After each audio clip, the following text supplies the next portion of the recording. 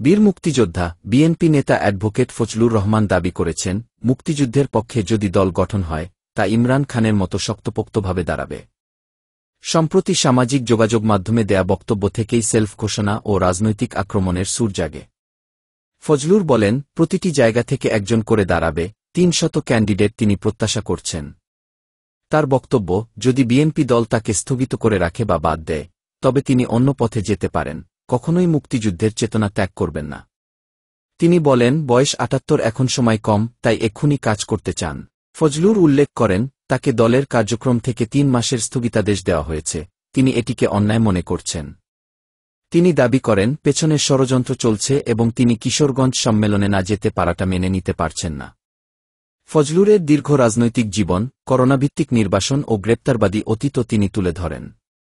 একদিকে মুক্তিযোদ্ধা পরিচয় ও গণহিতভিত্তিক বক্তব্য, অন্যদিকে পার্টি লাইনের সংঘাত। ফজলুরের কথাগুলো যদি বাস্তবে রাজনৈতিক আকার ধরে, তা নির্বাচনী ময়দানে নতুন শক্তির সৃষ্টি করে থাকতে পারে।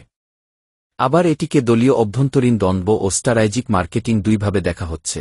ফজলুর কি বাস্তবে আলাদা কোনো মুক্তিযোদ্ধাপাক্ষিক দল গঠন করবেন, নাকি এটাও নির্বাচনী রাজনৈতিক কৌশল, সময়ই বলবে। আপনারা কি ভাবেন? কমেন্টে মতামত লিখুন। আপডেট জানাতে সাবস্ক্রাইব ও নোটিফিকেশন অন করতে ভুলবেন না।